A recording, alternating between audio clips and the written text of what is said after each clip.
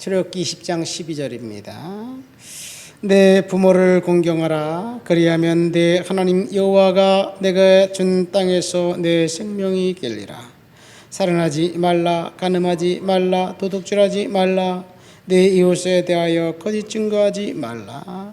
내 이웃의 집을 탐내지 말라. 내 이웃의 아내나 그의 남종이나 그의 여종이나 그의 소나 그의 낙이나 물론 내 이웃의 소유를 탐내지 말라. 아멘. 오늘 우리는 십계명의 다섯 번째 계명부터 읽었습니다. 십계명의 다섯 번째 계명부터는 대인 관계 속에서 이제 나는 있는 그런 이야기입니다. 십계명을 한마디로 말하면 소중히 여기라는 이야기입니다. 하나님께서 사람들에게 말씀하시는 방법은 두 가지입니다. 첫 번째는 특별 계시이고 두 번째는 일반 계시입니다. 특별히 하나님께서 특별한 사람에게 직접 나타나셔서 말씀하시는 것, 이게 특별 계시입니다. 하나님께서 모세에게 나타나셔서 특별히 두 돌판의 십계명의 계명을 직접 주셨고, 그리고 그 계명을 모세는 하나님으로부터 받아 백성들에게 전달했습니다. 그러니까 십계명은 특별 계시입니다. 오늘날도 특별 계시가 있을 수 있을까요? 하나님이 천지를 창조하신 하나님께서 하실 수 있겠지요. 그러나 특별 계시를 받았다고 주장하는 그 사람들 입장에서 볼 때는 하나님이 나에게 특별 계시를 줬어 라고 이야기를 하면 사람들이 그렇게 생각을 하죠. 그러니까 검증이 필요합니다. 그러기 때문에 특별 계시를 받았다고 말하는 사람들은 각별히 조심해야만 합니다. 왜? 자기에만 주고 다른 사람에게 안 줬나요? 배타적이기 때문에 그렇습니다. 두 번째는 일반 계시인데 모든 사람의 마음에 하나님이 주신 자연의 법칙입니다. 사실은 모든 사람들은 하나님을 찾고 따르도록, 하나님을 발견하도록 하나님이 하셨어요. 자연 만물 속에서 하나님을 이해하고 하나님을 깨달을 수 있도록 하셨습니다. 많은 신학자들이 그렇게 이야기하죠. 하나님의 계심을 아는 의식을 인간의 골수에게 하나님이 주셨다. 그래서 하나님이 인간에게 주신 하나님을 아는 지식을 지워버리는 것은 불가능하다, 그런 말이에요.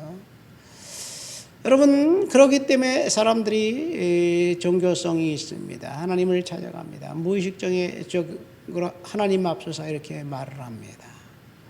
뭔가 잘못하면 하나님이 천벌을 줄 것 같다고 생각을 합니다. 이것이 일반 계시입니다. 양심의 소리를 듣고 자연의 순리에서 하나님을 발견할 수 있습니다. 오늘 본문에 보면 하나님이 특별히 시내산에 모세를 불러서 거기에서 특별한 계시를 주셨습니다. 하나님이 언제 이 계시를 주셨느냐, 그것을 아는 것은 중요해요. 사실 언제 주셨느냐? 이스라엘 백성들이 애굽에서 도망간 지, 탈출한 지 3개월 되던 때 주셨습니다. 백성이 르비딤 광야를 떠나 시내 광야에 도착했을 때 이제 하나님이 모세를 불렀습니다. 빽빽한 구름 가운데 하나님이 부르면서 모세에게 이렇게 말합니다. 너는 백성에 가서 그들을 성결하게 하라. 옷을 빨라. 셋째 날에 나 여호와가 온 백성 가운데 임하겠다. 그런 말씀을 하시면서 시내산에 강림할 것을 이야기하시면서 모세를 불렀습니다. 바로 직전에 어떤 일이 있었습니까? 출애굽기 18장에 보면 모세가 하루 종일 백성을 재판하느라 지쳐 있었습니다. 모세의 장인 이드로가 이제 모세를 방문했다가 모세가 혼자 동분수조하는 것을 보고 조언을 합니다. 천부장, 백부장, 50부장, 10부장을 세워서 그들로 재판하게 하고 경중에 따라서 내가 할 것은 내가 하라, 그런 이야기를 하면서 이제 지도자들을 위임합니다. 이렇게 위임하고 난 다음에 모세가 잠시 백성들의 일은 백성들에게 맡겨두고, 지도자들에게 맡겨두고 20일간 이제 시내산에 올라가서 하나님을 만납니다. 모세가 하나님을 만난 20일간의 행적이 출애굽기 20장부터 시작해서 31장까지 나오고, 특별히 예배에 관계된 그 부분만 따로 떼어서 모아서 편집해 놓은 것이 레위기입니다.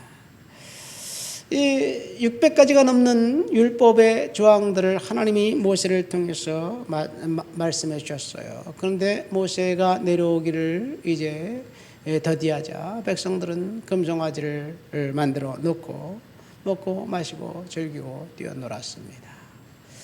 이것이 십계명을 주님께 하나님께 받았을 때의 상황이고, 그리고 그때 백성들은 금송아지를 어쩌고니 없이도 이제 경배하고 있었다는 이야기예요. 십계명 처음 4계명은 하나님을 사랑하라는 것이고, 두 번째, 다섯 번째 계명부터 여섯 번째 계명은 인간과 인간들의 관계 속에서 있었던 이야기입니다. 마지막 여섯 번째는 우리가 어떻게 관계하며 살아야 될지를 이야기해 주고 있습니다. 한마디로 말해서 소중히 여기라는 이야기예요. 누구를 소중히 여기냐? 첫 번째 하나님을 소중히 여기라. 두 번째 인간을 소중히 여기라는 이야기예요. 안식일을 기억하라. 그것은 이날을 소중히 여기라는 이야기입니다. 부모를 이제 공경하라. 부모를 소중히 여겨라. 살인하지 말라. 생명을 소중히 여겨라. 간음하지 말아라. 혼인관계 결혼 서약을 소중히 여겨라. 거짓말하거나 속이지 말고 도둑질하지 말라는 모든 계명들은 다 진리, 명예, 존경 이런 것들을 소중히 여기라는 이야기입니다. 그런데 오늘날 우리 사회는 소중히 여기는 것을 경시하는 사회가 되지 않았나 생각됩니다. 거룩한 것들을 우리는 소중히 여겨야 되는데 증오와 무시와 폭력이 난무합니다. 범죄에 휩싸여 있습니다. 우리 육체조차도 무시합니다. 우리의 몸은 하나님의 성령이 거하시는 성전입니다. 주님께서 친히 말씀하셨어요. 그런데 성령이 계시면 하나님의 것이죠. 그런데 내 몸을 내 것인 양 혹사시키고 있습니다. 내 몸을 내 것인 양 내가 원하는 대로 마음대로 사는 것, 그것이 가치 있는 삶처럼 사람들이 여기고 있습니다. 내가 하고 싶지 않으면 하지 않아도 되고 하고 싶으면 해도 되는 그런 몸이 아니에요, 사실은. 그런데 우리는 착각하고 있어요. 내가 그것을 해서 행복하면 해라. 그것을 하지 않아서 행복하면 하지 말아라. 내 행복이 중요한 것이지 뭐 다른 사람이 중요하냐? 그럴듯해요. 내 행복이 중요하지 다른 뭐가 중요한가요? 그래서 어차피 이 땅에 와서 살다가 가면 끝인데, 행복을 따라 살다가 죽으면 끝인데, 인본주의에 깊이 심취해서 그런 생각을 하는데 사실은 이거는 잘못 생각하는 거예요. 내 행복이 중요하지요. 그러나 더 중요한 것은 내 행복만큼 다른 사람의 행복도 중요하고, 그리고 하나님을 영화롭게 하는 것이 중요합니다. 내 몸을 돌보는 것, 그 소중합니다. 쾌락을 위해서, 즐거움을 위해서 먹고 마시고 놀고 뛰어놀다가 어느 사이에 자신 몸이 훅 가고 병이 든다면 자기 몸을 소중히 여기는 것이 아니에요. 제가 1년 반 정도 강남에 있는 룸살롱에서 알바를 했어요. 밤새도록 술 먹고 지나간 자리, 아침에 새벽 예배 끝나고 가서 청소를 했습니다. 갈 때마다 느끼는 것은 인간의 쾌락의 끝자락이 얼마나 지저분하고 얼마나 고통스러운지 사실은 저는 그것을 알게 되었어요. 그러나 거기에 다녀가는 사람들이 그렇게 생각할까요? 오직 자기 자신의 쾌락만 위해서 먹고 마시다가 자기 몸이 가는 것도 모르고 그렇게 살아가고 있습니다. 중요한 것은 성령이 우리 안에 거하시기 때문에 우리는 성령님을 생각하며 우리 몸을 하나님 앞에 관리해야 될 줄 믿습니다. 우리의 마음은 그러니까 하나님 나라가 되어야 됩니다. 그런데 무엇이 때문인지 몰라도 우리 마음에 하나님의 나라가 아니라 지옥인 경우가 많아요. 미움과 시기와 질투, 원망이 가득 차 있습니다. 그리고 이런 마음이 우리의 행동에서 나와서 타인을 소중히 여기지 못하게 만들고 있습니다. 우리의 가슴은 하나님을 예배하는 제단이 되어야 되고 우리의 입은 진리를 이제 발설하는 출구가 되어야 될 줄 믿습니다.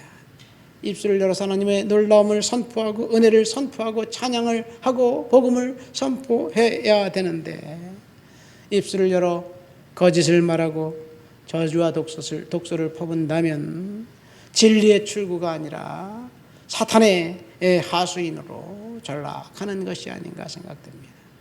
제가 어제 이 설교를 준비하면서 그런 생각을 해봤어요.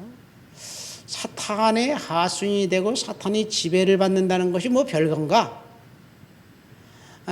드라마에 나오는 어떤 무당이 때문에 벌벌 떠는 그런 어떤 흑마술에 그 사로잡혀 있는 것만 사탄의 하수인이 아니에요, 사실은. 내 입술을 열어 다른 사람들을 소중히 여기지 않고 독소를 퍼붓고 비난하고 저주하고 이러면 사탄의 노예가 되는 것이 아닌가 생각됩니다. 우리는 이웃을 소중히 여겨야 될 줄 믿습니다. 그런 의미에서 보면 우리의 눈은 영혼을 바라보는 창이 되어야 됩니다. 그런데 거짓에 눈 감고 선동에 요동하고 그리고 이 세상을 분별하지 못하는 것은 영혼의 창인 우리의 눈이 흐려져 있기 때문에 똑바로 살 수 없는 세상이 되지 않았는가 생각됩니다. 오늘 우리는 10계명의 5번째 계명부터 10번째 계명 부모를 공경하라부터 이제 살인하지 말라, 간음하지 말라, 도둑질하지 말아라, 거짓 증거하지 말아라, 탐내지 말아라, 이 10가지 이야기를 하고 있어요. 한마디로 말해서 이 계명은 소중히 여기라는 이야기예요. 소중히 여겨야 될 것들에게 언제부터인가 이제 등을 돌리고 소홀히 여기는 것이 당연한 것처럼 우리는 각인된 시대에 살고 있습니다. 왜 그러냐? 모든 것이 나 중심으로 돌아가고 있다고 생각하기 때문에 나에게 이익이 된다면 다른 사람들에게를 소중히 여기지 않아도 되는 것처럼 생각합니다. 진리에 눈 감고 이제 있다면 이득이 되는데 막대한 이득이 생기는데 진실을 말했다가 있는 것까지 빼앗기게 된다면 그래서 눈 감는 거예요. 누가 진실을 말하려고 할까요? 세세에 올라타 자기의 이익을 극대화하고자 하는 것이 뭐가 잘못인가요? 라고 이야기할 때 뭐 그럴 것도 같지만 어쨌든 하나님은 그렇게 생각하지 않는다는 거예요. 예수님께서 왜 성전에서 돈 바꾸는 자들의 꾀를 엎어버리셨습니까? 그 이유는 딱 한 가지. 하나님을 소중히 여기지 않고 자기의 이익을 따라 성전조차도 이 장사꾼의 소굴로 바꿔버렸기 때문에 그렇습니다. 오늘 우리가 읽은 본문 먼저 부모를 공경하라. 첫 번째는 긍정 명령입니다. 그리고 나머지 5개째는 살인하지 말아라, 간음하지 말라, 도둑질하지 말라, 거짓 증거하지 말라, 이웃의 것을 탐내지 말라고 이야기하니까 부정 명령입니다. 이 6번째 명령부터 10번째 명령 우리는 다 지켰다고 생각을 해요. 다 지키고 있는 것처럼 생각을 해요. 그러나 부모를 공경하라는 말씀, 부모를 공경하라는 말씀을 보면 여기에는 조건이 달려 있어요. 부모를 존경하면 내 하나님 여호와께서 내가 준 땅에서 내 생명을 길리라. 축복을 약속하고 있어요. 10계명 중에 축복을 약속하고 있는 계명은 딱 한 가지, 부모를 공경하라는 말씀 속에 있습니다. 다른 계명에는 뭐 살인하지 말라 그러면 복 받는다 이런 말이 없어요.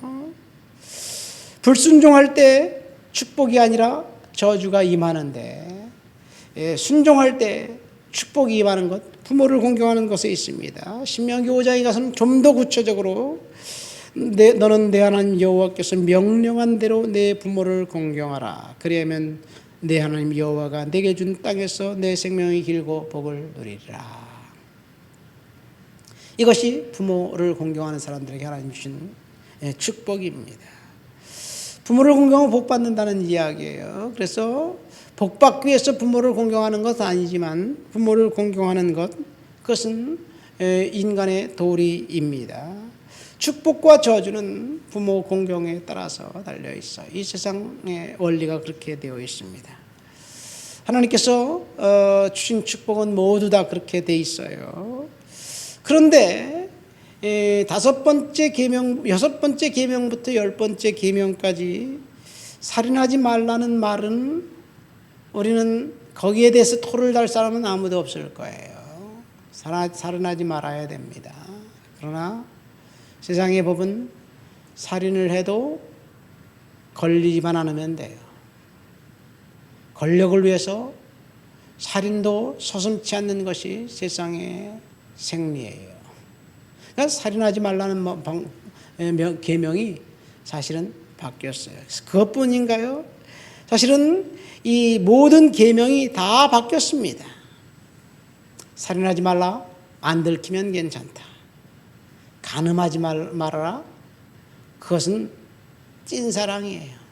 우리는 찐사랑을 하고 있는 중이에요. 이렇게 이야기를 바꿔버립니다. 도둑질하지 말아라, 도둑질하지 말라는 말은 뭘까요? 위치이동이에요. 부자한테 뭐 그것 좀 없으면 뭐 어떨까? 뭐 내가 좀 갖고 쓴다고 뭐 무슨 문제가 될까? 그런 생각을 하고 거짓 증거 아니라 증거하지 말아라. 이익을 위해서는 증거를 바꾸고 멸실해도 그것이 권리라고 생각됩니다. 이런 인간의 행동은 이미 계명을 바꿔버리고 엎어버렸어요. 근데 사실은 이 모든 말씀의 한마디로 말하면 탐내지 말아라는 말씀에 있습니다. 왜 살인하고 왜 간음하고 왜 도둑질합니까? 탐욕이 있기 때문에 그렇습니다. 뭔가 자신의 이익을 극대화하기 때문에 그래요. 그러나 성경은 자신을 위해서 살지 말고 이웃을 소중히 여기라는 명령을 하고 있어요. 우리는 오늘 10계명 10가지 중에 6가지, 5번째부터 10가지 계명만 봤는데, 이웃을 소중히 여기고 다른 사람을 소중히 여기고, 그리고 저와 여러분들이 그 소중히 여김을 통해서 우리 주변이 넉넉한 하나님의 은혜가 넘치는 그런 살기 좋은 곳이 만들게 될 줄을 믿습니다. 하나님 아버지 감사합니다. 소중히 여기라는 말씀 10계명을 생각하며 주님께서 소중히 여기라고 명령하신 그 명령을 다시 한번 생각해 보았습니다. 주님, 하나님 말씀을 지키고 믿음으로 은혜로 살아갈 수 있도록 도와주시옵소서. 예수님 이름으로 기도합니다. 아멘.